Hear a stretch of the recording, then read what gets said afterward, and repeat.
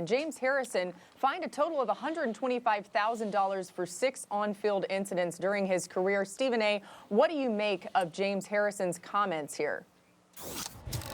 Well, it's unfortunate, but let me give a little bit of advice to Coach Mike Tomlin for the Pittsburgh Steelers. Louis Riddick, you old enough to remember this. Max Kellerman, even though you were wet behind the ears, breath smelling like Similac because you were so young, you were such a puppy. You probably remember this too. My advice to Mike Tomlin, the head coach for the Pittsburgh Steelers, is to go back to the 80s, watch Eddie Murphy's Raw, and go like this.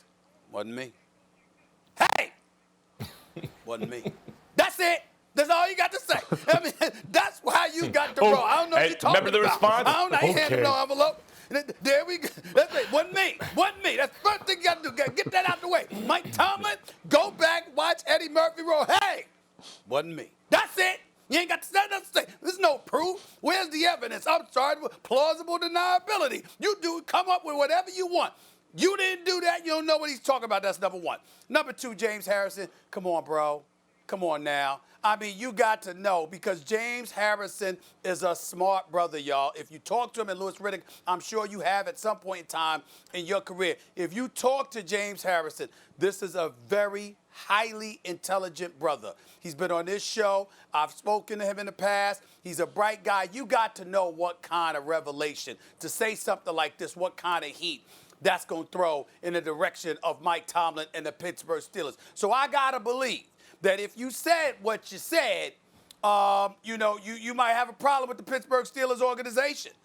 Maybe Mike Tomlin in particular. I have no idea whether that's true or not. I'm just talking about the optics, how it looks. That's the way I'm taking this right now. I don't think it's much. I don't think it's much ado about anything. The NFL probably will investigate the matter because they investigate anything, for crying out loud.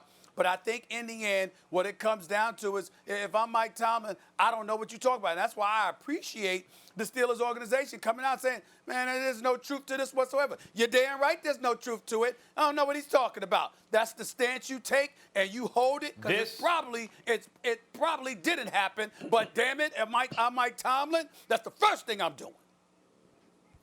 I don't know if James Harrison said it happened. Maybe it did.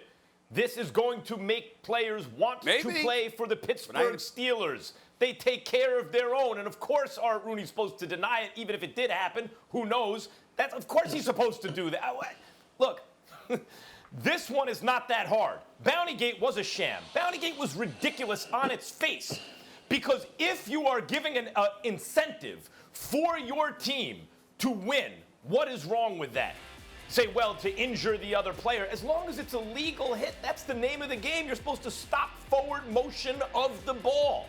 I mean, by hook or by crook, stop forward motion of the ball within the rules. And it's a full contact sport. If you want to wear down the opponent, knock the best players or key players out of the game by injuring them through the rules, it happens in boxing all the time. That's the name of the game in football. Now, if James Harrison, first of all, he says there's an envelope. Who knows what's in the envelope, right? He just said that there was an envelope. So go find that out. Secondly, if it was a bounty or for something, the question is for what? Again, if it's knocking someone out of the game legally, there's no crime there. Go ahead and prove that it's illegally. Or maybe they're just, and this is what it seems like on the surface to me, oh, you're going to get a fine for playing hard? We're going to take care of that for you. Don't worry about that. We'll do right by you. We'll make you whole because you're playing hard. But what if he's playing hard or playing in a certain way at the behest of management or the coach, of Mike Tomlin? Well, again, that would come down to if Tomlin told him to break the rules or not. And good luck proving that. Now, on a kind of an ethical or a moral basis, like my own values would say, hey, if the Steelers are in any way, and again, this is pure conjecture, telling players to break rules to hurt somebody, that is an ethical violation. That is bad. And if somehow that were proven, there should be a punishment. But if they're simply trying to take care of a player who's getting fined in their view for playing hard, or if they're simply trying to incentivize their players to knock another player out of the game within the rules, there is nothing wrong with that.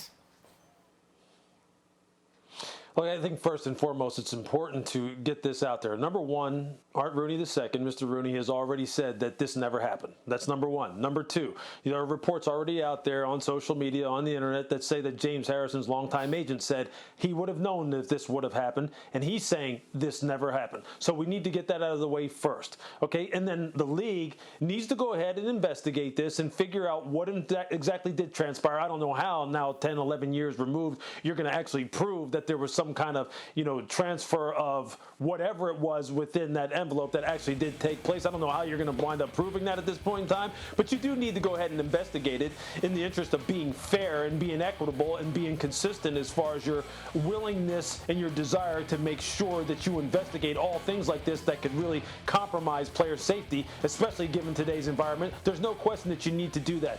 But all of that being said, let me just talk a little bit about this whole bounty thing and about players playing dirty and hard hits in the NFL and all that stuff, okay, and how actually coaches coach this kind of thing. Look, I played in an era in the 90s where there were guys who were some of the most vicious hitters that this league has ever seen.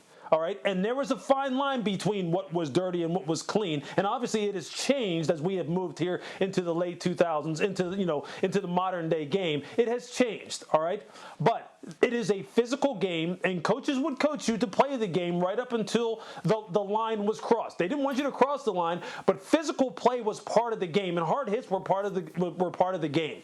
And you were oftentimes rewarded for big hits, tackles inside the 20 on kickoff, interceptions, sacks. There were oftentimes, rewards for doing that kind of thing, and there is nothing wrong with that. It's when people now start talking about there being bounties being put on players' heads and organizations and coaching staffs coaching players and encouraging players to injure other players. In my experience, that never happened, and I think we wildly go and let our minds go to that area of speculation whenever this kind of thing comes up. Thanks for watching ESPN on YouTube. For live streaming sports and premium content, subscribe to ESPN+.